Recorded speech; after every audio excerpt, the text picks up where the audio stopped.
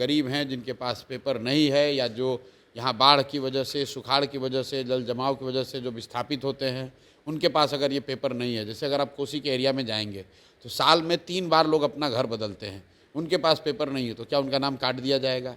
हम लोग इस पर क्या करेंगे, इसके लिए हम लोगों ने 7 तारीख को अपनी कार्यकारिणी की बैठक बुलाई है, उसमें इस पर चर्चा फैक्टर है, ये कह रहे हैं ना, तो फैक्टर से उनको क्या लाभ नफ़ा नुकसान है पहले वो देख लें। बाकी हर आदमी लोकतंत्र में अपना आकलन करने के लिए स्वतंत्र है। शटर डाउन हुआ कि खुला, ये सब छोड़ दीजिए।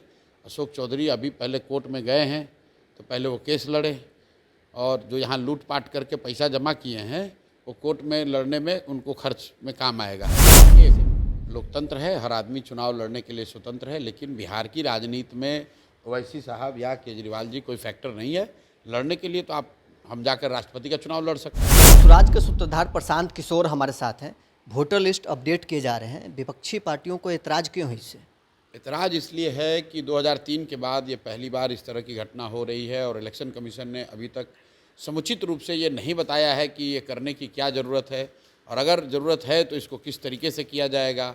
और बिहार में वो लोग जो गरीब हैं, जिनके पास पेपर नहीं है, या जो यहाँ बाढ़ की वजह से, सुखाड़ की वजह से, जल जमाव की वजह से जो विस्थापित होते हैं, उनके पास अगर ये पेपर नहीं है, जैसे अगर आप कोसी के एरिया में जाएंगे तो साल में 3 बार लोग अपना घर बदलते हैं, उनके पास पेपर नहीं है, तो क्या उनका नाम काट दिया जाएगा? दूसरा, 50 लाख से ज़्यादा जो मज़दूर हैं, जो बाहर काम करते हैं, वो लोग तो यहाँ अभी आएंगे दिवाली में और छठ में ही आएंगे, उससे पहले तो नहीं आ पाएंगे यहाँ पर। तो क्या अगर आप रोल रिवीजन कर रहे हैं तो उन सभी का नाम काट दीजिएगा? इस तरह की शंकाएँ जो हैं, इस तरह की चर्चा है, जिसकी वजह से सारे लोग इसका विरोध कर रहे हैं। विपक्षी पार्टियां ये भी कह रहे हैं कि अब सड़क पर उतरने की बारी है। जनसुराज क्या सड़क पर उतरेगी, क्या स्टैंड है आपका? देखिए, हम लोग इस पर क्या करेंगे, इसके लिए हम लोगों ने 7 तारीख को अपनी कार्यकारिणी की बैठक बुलाई है, उसमें इस पर चर्चा करेंगे। सड़क पर उतरना है, इलेक्शन कमीशन से है, जाकर कानून का सहारा लेना है, कोर्ट में जाना है, सारे विकल्पों पर चर्चा करके 7 तारीख को इस पर निर्णय लेंगे। लगातार आप लोगों के बीच में जा रहे हैं, रैलियां को संबोधित कर रहे हैं। चिराग पासवान लेकिन कह रहे हैं कि आप फैक्टर हैं, लेकिन आपका स्कोप नहीं है बिहार में। चलिए, फैक्टर है, ये कह रहे हैं ना, तो फैक्टर से उनको क्या लाभ नफ़ा नुकसान है पहले वो देख लें। बाकी हर आदमी लोकतंत्र में अपना आकलन करने के लिए स्वतंत्र है। अशोक चौधरी ने एक बयान दिया है, उन्होंने कहा है कि आप जिसके साथ काम करते हैं आपका शटर डाउन हो जाता है। नीतीश जी के साथ काम किए, उससे पहले मोदी जी के साथ काम किए, ममता जी के साथ काम किया, आपका दुकान बंद हो गया। चलिए, शटर डाउन हुआ कि खुला, ये सब छोड़ दीजिए। अशोक चौधरी अभी पहले कोर्ट में गए हैं, तो पहले वो केस लड़े, और जो यहाँ लूटपाट करके पैसा जमा किए हैं वो कोर्ट में लड़ने में उनको खर्च में काम आएगा। ऐसे भी अशोक चौधरी को भी मालूम है कि नवंबर के बाद बेरोजगार होने वाले हैं। 58 साल की उम्र में ये आदमी गलत तरीके से प्रोफेसर बना है। किसी ने नहीं पूछा भैया कौन एग्ज़ाम पास किए, कब पीएचडी कर लिया आपने, किस विषय पर पीएचडी किया, ज़रा पब्लिश करो, दिखाओ। जेआरएफ का जो वेटेज था सिलेक्शन में, वो जेआरएफ वो मापदंड चेंज किया गया है इनको प्रोफेसर बनाने के लिए।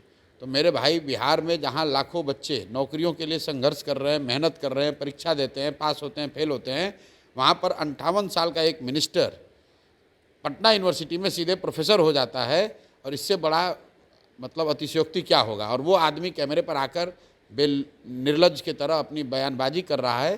तो बिहार की जनता देख रही है। आप जाकर अशोक चौधरी का फेसबुक पेज देख लीजिए कि नीचे कितना लोग गाली लिख रहे हैं और किन शब्दों का प्रयोग अशोक चौधरी और उनके बयानों पर लोग करते हैं। सारे कमेंट आप पढ़ते हो? हम काहे पढ़ेंगे, लोग आके बताते हैं। हमको यही काम है कि अब अशोक चौधरी का कमेंट पढ़ें।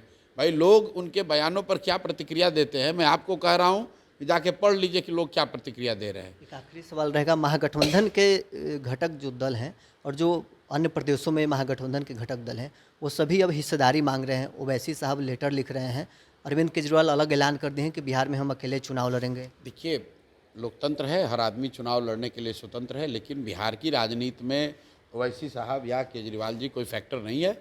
लड़ने के लिए तो हम जाकर राष्ट्रपति का चुनाव लड़ सकते हैं, लड़ने पे तो कोई रोक है नहीं। चलिए, जनसुराज के सूत्रधार प्रशांत किशोर हमारे साथ थे। क्या कुछ इनका कहना था आपने सुना है। बहरहाल, इस पर इतना ही। आप बने रहे न्यूज़ 4 नेशन के साथ।